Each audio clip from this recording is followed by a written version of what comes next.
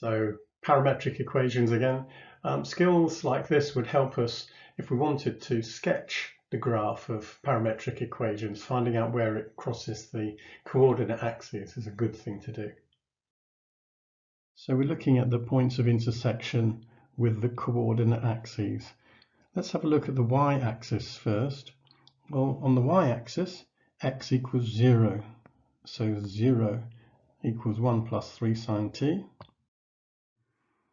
And therefore, when we rearrange that, we get sine t equals minus a third. So the calculator will give us a value for sine for t, and we get two values because the first value is what the calculator gives us, but we know that there's likely to be more than one point of intersection. In fact, there is. This would be pi minus 0.3398. Now, when we, you might think, well, what about when we add 2 pi to each of these numbers?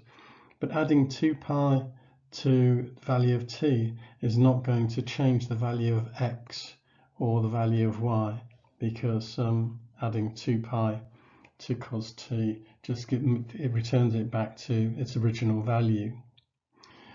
So when we look at those two values of t and then pop those back into this equation for y, we can find the two values of y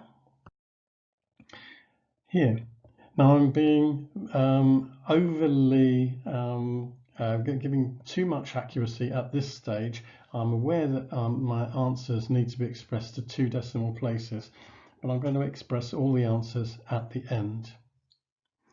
So I've done the y-axis. Now I'm going to do the x-axis. Well, of course, on the x-axis, y is 0.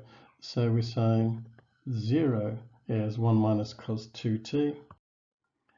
And then when we rearrange that, we get cos t is a half. So then t is pi over 3 and 5 pi over 3. This is the original answer, or the principal answer that the calculator would give you. And then this is 2 pi minus pi over 3, which is what we do for cos. Again, adding 2 pi to these values or subtracting multiples of 2 pi won't change the values of x and y that we would get.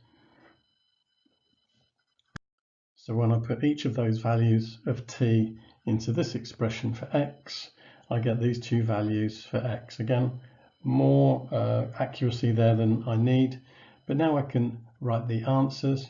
We've got x equals 0, y equals these two values, and y equals 0, x equals those two values.